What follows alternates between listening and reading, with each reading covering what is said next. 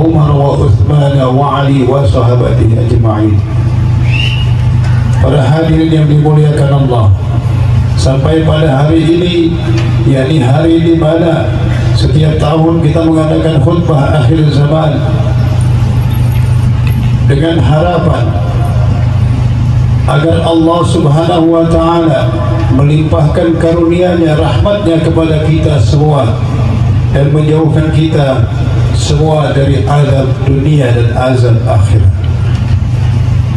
Sebagaimana yang telah pernah kita jalani dari tahun ke tahun, hendaklah kita mengambil pelajaran dari apa-apa yang telah lalu, menjadi pengalaman dan bekal yang baik untuk kedepannya. Kita tingkatkan lagi amal saleh di dalam Safinatus Salihin, sebagaimana yang dijanjikan Allah bahwa pada khutbah akhir zaman Allah menurunkan hujan sebagai rahmat dan kasih sayangnya. Maka janji Allah ditepati dengan bulan dan bintang berbaris, menandakan Rasulullah sallallahu alaihi wasallam menyaksikan perkumpulan kita, menyaksikan perjumpaan kita, yang kita nyatakan dan niatkan bahwa setiap kali berjumpa kita, acara ini kita persembahkan untuk orang yang dimuliakan Allah dan sangat mulia, cahaya bagi kita, Nabi mulia Muhammad sallallahu alaihi wasallam. Subhanakallahumma wa bihamdih, bertepatan dengan Isra Mi'raj Nabi kita Muhammad sallallahu alaihi wasallam. Walaupun jauh peristiwa itu dan kita tidak mengalaminya langsung dan mendengar langsung dari Rasulullah SAW, maka kita beriman dengan apa yang telah diperjalankan Allah kepada Rasulullah SAW. Subhanalladzi asra bi 'abdihi lailan minal masjidil haram ilal masjidil aqsa. Yang Allah memperjalankan Rasulullah dari Masjidil Haram ke Masjidil Aqsa ila Sidratul Muntaha, sampai ke langit ketujuh, berjumpa dengan Allah Subhanahu wa ta'ala, yang dengan hatinya Allah menjumpai kekasihnya. Merupakan rahmat dan kecintaan dan kemuliaan yang Allah berikan kepada Nabi kita Muhammad sallallahu alaihi wasallam. Sehingga sebagai hadiah yang luar biasa, Allah mewajibkan kita untuk salat 5 waktu dan memperlihatkan beberapa banyak peristiwa-peristiwa yang dijalani oleh Rasulullah SAW dalam perjalanan. Peristiwa-peristiwa tentang siksa kubur dan siksa neraka dan amaliyah-amaliyah lainnya yang mendapatkan ganjaran sesuai janji Allah. Wa basyiril ladzina amanu wa 'amilus shalihati anna lahum jannatin tajri min tahtiha al-anhar. Yang sebagaimana Rasulullah SAW mengatakan, Allah menyampaikan kepadamu, ya ummati, berikanlah kabar gembira kepada orang yang beriman dan beramal saleh, bahwa mereka akan mendapatkan surga yang mengalir sungai-sungai sebagai kebahagiaan yang menyejukkan. Hilangnya kepenatan, tidak ada lagi keluh kesah, abadan fil jannah. Maka bersegeralah kita untuk menuju ampunan Allah Subhanahu wa ta'ala dengan memperbanyak istighfar dan mengikuti taubat kita dengan perbuatan-perbuatan yang baik, menyertai perjalanan kita dalam kehidupan kita dengan perbuatan-perbuatan yang bermanfaat untuk diri kita sendiri dan orang lain. Karena sebaik-baiknya umat yang mencintai Rasulullah SAW, yakni orang yang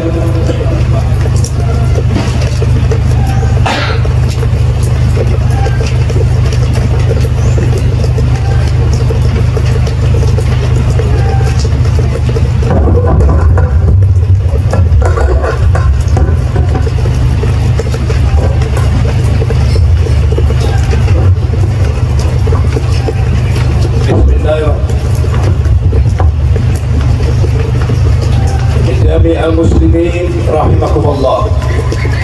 Baik-baiknya umat adalah orang yang bermanfaat bagi orang yang lain, yang memberikan manfaat dan saling tolong-menolong dalam ketakwaan, ringan tangan, membantu menyelesaikan persoalan-persoalan dengan bersama-sama. Satu beban tidak mungkin bisa kita pikul sendiri. Akan tetapi jika bersama-sama kita dengan niat merubah keadaan kita, merubah nasib kita, niscaya Allah akan menolong kita. Pertolongan Allah Subhanahu wa Ta'ala akan datang ketika kita betul-betul bersungguh-sungguh untuk menjadi hambanya yang bertakwa, hambanya yang beramal saleh, hambanya yang baik. Tidak mungkin pertolongan Allah datang tanpa upaya dan perjuangan. Sebagaimana Rasulullah SAW diperintahkan hijrah dari Mekah ke Madinah, kemudian membentuk satu peradaban dengan hukum-hukum, menjalankan hukum Allah Subhanahu wa Ta'ala dengan sebaik-baiknya, menyebarkan kasih sayang dengan akhlakul karimah. Kemudian Allah datangkan perintah jihad fi sabilillah, dan Allah memenangkan Rasulullah dengan kemenangan yang nyata. Jadi anda muslimin rahimakumullah, pada saat ini Asy-Syari'un sedang berjuang, berjihad, mengalahkan nafsunya, menyisihkan sebagian hartanya, menciptakan sebuah syarikat, yakni sebuah perusahaan yang mudah-mudahan Allah meridhoinya dengan tidak memayahkan umat. Tentunya jika kita hanya mengandalkan dari hari ke hari dengan kebiasaan dan budaya yang lama, semakin lama majlis-majlis taklim akan sepi, sekolah-sekolah agama akan menjadi terus naik dan mahal.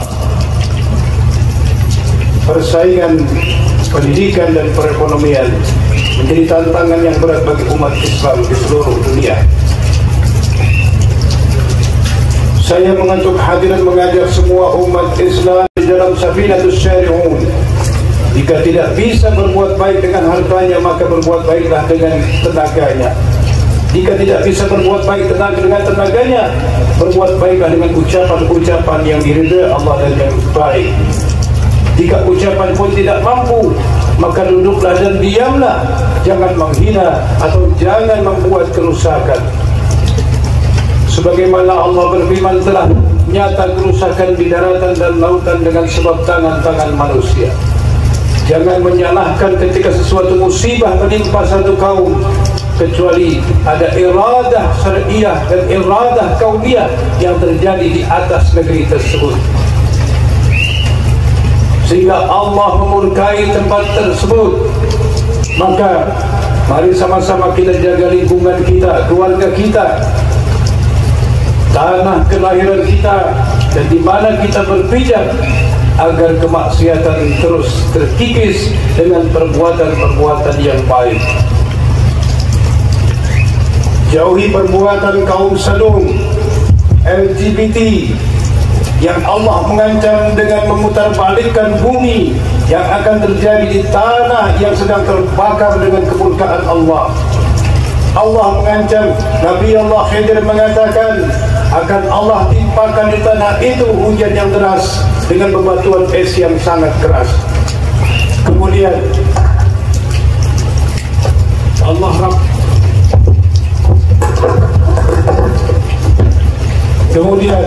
Allah akan merapuhkan tanahnya sehingga tanah itu menjadi hancur terbelah dua.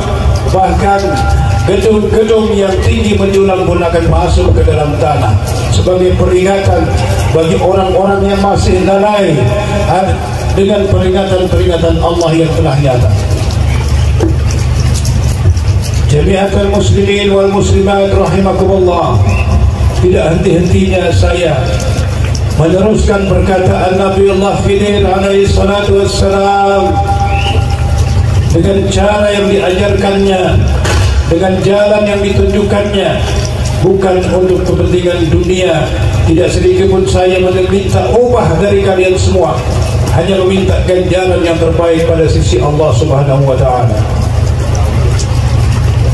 Yang selama ini setiap pengkhabaran selalu dihinakan, pengkhabaran dianggap satu bualan yang tidak benar, yang menyimpang dari hukum-hukum syariat. Sesungguhnya sebagaimana Rasulullah sallallahu alaihi wasallam menyatakan, sayati zamanun ala ummati yafiruna al-ulama wal fuqaha yabtalihim Allah bi salati baliyat. Maka Allah akan timpakan dengan 3 bencana. Kita menghindari 3 bencana ini tentunya dengan mempelajari hukum-hukum syariat dan dengan membiasakan berakhlakul karimah di dalam kehidupan sosial kita. Allah timpakan bencana bagi orang-orang yang menjauhi ulama ahli fikih, ulama ahli syariat, ulama ahli tafsir dengan 3 bencana. Yang pertama, Allah angkat keberkahan daripada usahanya, sehingga setiap upaya dan usaha memperbaiki ekonomi selalu menemui kebuntuan disebabkan kalian tidak bertanya kepada ahli fikih tentang zakat dan perniagaan. Bukan salah Allah ketika niaga kalian tidak sesuai dengan harapan, tidak sesuai dengan tujuan, karena tujuan perniagaan adalah menjalankan sunnah Rasulullah sallallahu alaihi wasallam. Kewajiban mencari nafkah adalah wajib bagi seorang laki-laki, sehingga perniagaan menempati tempat yang tertinggi dalam pandangan Allah dan Rasulnya. Maka dalam jual beli diatur dalam hukum-hukum Allah. Ketika Allah mengatakan, qul nahbitu minha jami'a fa imma ya'tiyannakum minni huda faman tabi'a hudaya fala khaufun 'alaihim wa la hum yahzanun. Sedangkan kita sering membaca ayat ini, bahkan diremehkan, dikatakan ini Al-Baqarah. Saya tahu, saya pernah membaca, saya hafal. Kabura maqtan indallahi, kabura maqtan indallahi an taqulu ma la taf'alun. Dia membaca, memahami tafsirnya, tapi tidak mengamalkan dengan baik. Yang dimaksud dengan wa imma ya'tiyannakum minni huda, yakni kita mengikuti petunjuk Allah dan hukum-hukum Allah. Tujuan Allah menciptakan manusia di atas dunia bukan hanya ingin dipuji, tapi Allah ingin menunjukkan bahwa hukumnya lebih tinggi dari yang lain. Maka barang siapa yang tidak melanggar hukum Allah, sudah dapat dipastikan dia tidak akan melanggar hukum-hukum di dalam pemerintahan. Sebagaimana leluhur kita dahulu, para sesepuh yang mendirikan padepokan sehingga menjadi satu lembaga yang bernama Nahdlatul Ulama, memperjuangkan dengan bersiasat. Namun siasat sering terkena fitnah, sehingga kan banyak sekali pendapat-pendapat yang miring, sehingga keberkahan ilmu daripada ulama-ulama yang kita pelajari semakin hari semakin menipis. Hawa nafsu jabatan duniawi, sebagian oknum-oknumnya membanggakan diri dengan jabatannya di lembaga Nahdlatul Ulama. Dia tidak paham bahwa di sekelilingnya kakek buyut kita pun sama, bersumber dari kitab-kitab yang diajarkan oleh para leluhur kita dalam satu lembaga yang sama. Tidak bisa menunjukkan akhlakul karimah, tentunya bukan barisan daripada Nahdlatul Ulama. Lalu Allah memuliakan negara kita dengan kemerdekaan, dengan perjuangan para santri-santri yang luar biasa, mengorbankan nyawanya untuk kemerdekaan Republik Indonesia. Tapi sekarang dikotori oleh oknum-oknum yang merasa dirinya lebih baik dari yang lain, sehingga dengan seenaknya melanggar kebudayaan yang ada di lingkungannya tanpa permisi, tanpa melakukan sesuatu yang terbaik untuk wilayah di lingkungannya, lalu mengatakan akulah ulama yang harus dihormati. Tidak akan masuk ke dalam jannah al-kibar zarratan fi qalbi, tidak akan masuk ke dalam surga seseorang di hatinya walaupun sebesar biji sawi. Karena kesombongan adalah selendangnya Allah. Jangan coba-coba mengambilnya. Ketika iblis mengatakan, ana khairum minhu, khalaqtani min nar wa khalaqtahu min tin. Aku lebih baik daripada Adam. Lalu Allah mengujikan iblis dengan mengatakan, silakan sebutkan apa-apa yang aku perlihatkan.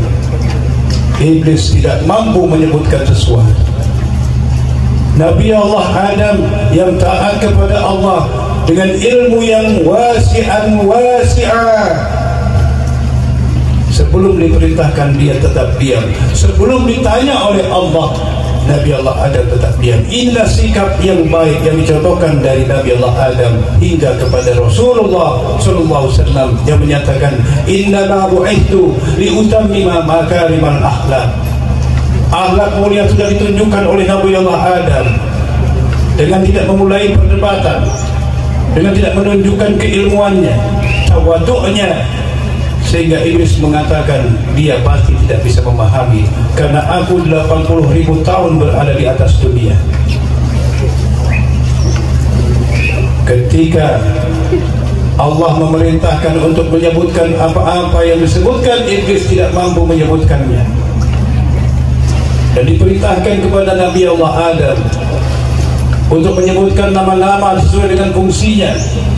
Bagaimana cara menulis, menggunakan batu, memanfaatkan pohon-pohon kayu menjadi rumah. Nabi Allah Adam dengan tawaduk menyebutkan semuanya.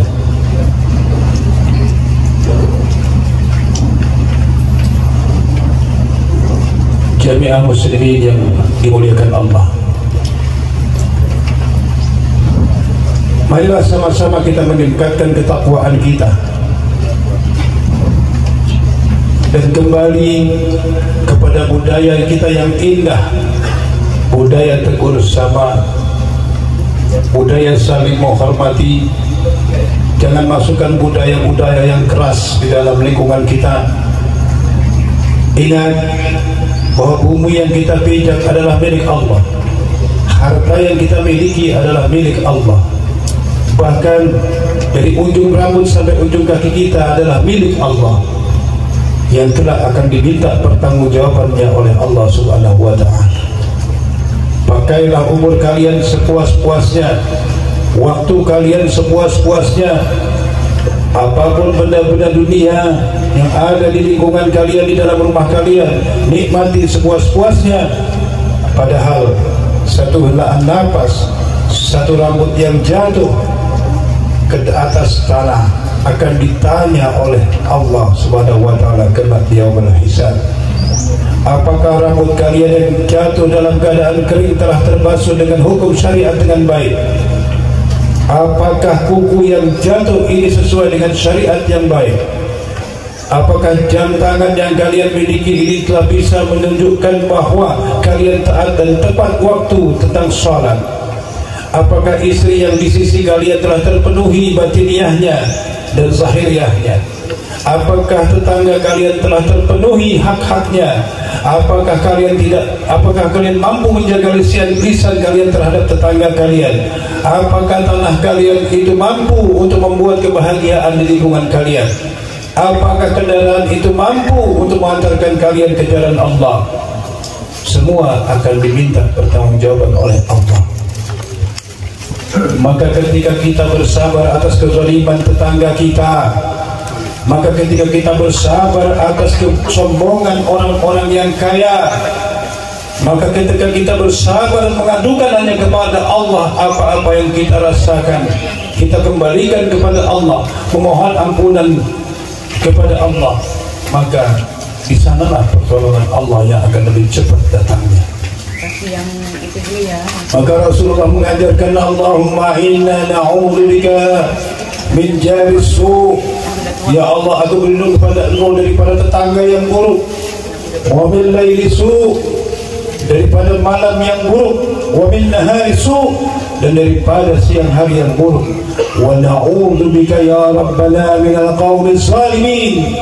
Dan kita diajarkan Rasulullah di pagi hari untuk berlindung kepada Allah dari kaum yang zalim. Lalu guru saya mengatakan, ya Allah, lindungilah lidah saya dari perkataan yang buruk, hati saya yang dengan hati yang rusak. Bersihkan hati saya ya Allah dari penyakit hati. Amin. Hendaklah ketika kita bangun dari tidur, bersujud dan mohon ampunan kepada Allah dan berterima kasih atas dikembalikannya roh kita ke dalam jasad kita. Kelak di yaumul hisab, seseorang akan ditanya, bagaimana cara kamu bangun dari tidur kalian? Bagaimana kamu hendak naik ke atas tidur kalian, sedangkan Rasulullah mengatakan ketika engkau idza awaita ila firasyik, ketika engkau hendak naik ke atas tempat tidur, maka perhatikanlah kebersihan, perhatikanlah kesucian hati dan diri, dan bermuhasabah, memohon ampunan atas dosa-dosa dari pagi hingga malam hari. Kemudian membaca ayatul kursi menjadi sunnah yang terbaik, sebagaimana Zubair bin Awwam mewariskan kepada putranya Abdullah bin Zubair, sehingga Sayyidina Umar radhiyallahu anhu merasa heran, ada satu rumah yang tidak bisa dimasuki syaitan-syaitan di sore hari, bahkan iblis tidak mampu masukinya. Sayyidina Umar bertanya, wahai hamba Allah, apa amalanmu? Ayahku mengajarkan ketika masuk waktu maghrib, aku duduk dan memohon ampunan kepada Allah dan membaca ayatul kursi. Kita akan ditanya ketika kita hendak bangun tidur, ketika Allah mengembalikan, maka jawablah dengan subhanakallahu bihamdi, anta rabbus samawati wal ard wa anta rabbul arsyil karim, anta rabbuna ya Allah, faghfir li zambi waghfir li walidayya wa li jami'il muslimina wal muslimat wal mu'minina wal mu'minat. Kemudian kita bangun, duduk antara dua sujud dengan membaca alhamdulillahilladzi ahyana ba'da ma amatana wa ilaihi nusyur, labbaika ya Allah, innal hamda ilaika ya rahman. Lalu menuju kita kepada tempat berwudu. Dalam keadaan suci kita melakukan solat subuh. Setelah solat subuh kita membuka Al-Quran. Inilah yang tidak akan dihisab nantinya, dakhala jannah bi ghairi hisab. Allah menilai ketika awalan wa akhiran fi amali bani Adam. Allah menilainya ketika awal dan akhir amalia bani Adam. Tidur tidak merupakan kewajiban untuk melakukan ketaatan. Tidur adalah hadiah. Tidur adalah cara Allah memelihara manusia dan melindungi manusia dari penyakit-penyakit zahir. Tapi tidur dengan membawa urusan dunia menambah penyakit pada zahir. Maka lepaskan urusan dunia, pasrahkan kepada Allah di sepertiga malam. Lalu mengatakan, ya Allah, aku memohon izin kepada Engkau untuk meletakkan tubuhku di atas kasur, sekedar memenuhi hak badan, dan lindungi aku, anak istriku, keluargaku, lingkunganku, tetanggaku dari kejahatan malam hari. Dan bertasbih bikasrati la ilaha illallah, memperbaiki iman kita sampai kita tertidur, lebih utama daripada di tangan kita menggenggam permainan dunia.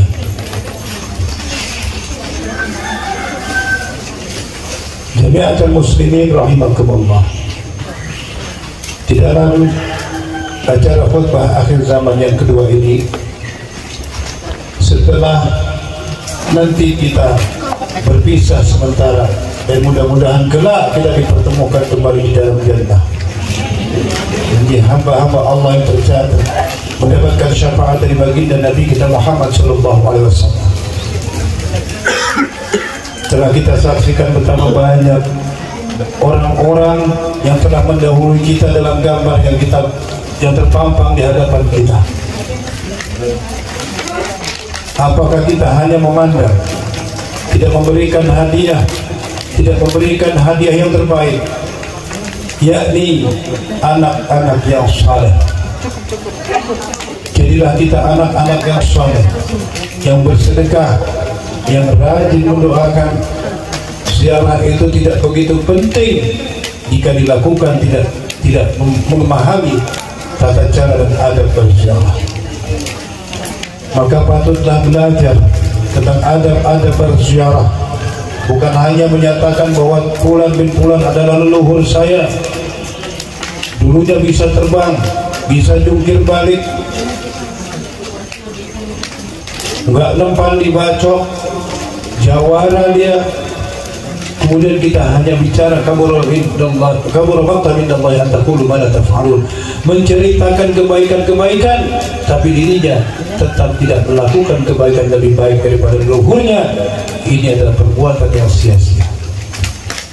Membangga-banggakan nasab, membangga-banggakan keturunan, hal yang dilarang dalam agama kita. Maka ukirlah dengan jari kita sendiri nama yang indah yang bisa dikenang oleh seluruh umat muslim. Minimal kita mendapat sebutan bahwa kita adalah laki-laki yang terbaik dalam pandangan istri dan anak-anak cucu kita. Perhatikan orang-orang yang dahulu bersama kita, saat ini telah terbaring di dalam tanah,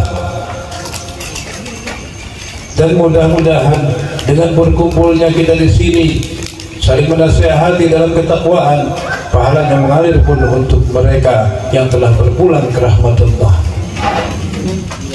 Dan kita semua mampu mengamalkan apa-apa yang ditinggalkan, yakni akhlakul karimah dan kebaikan dalam ukhuwah Islamiyah. Di kampung ini sangat tinggi budayanya, saling mengenal. Bahkan kampung di Desa Manggarsari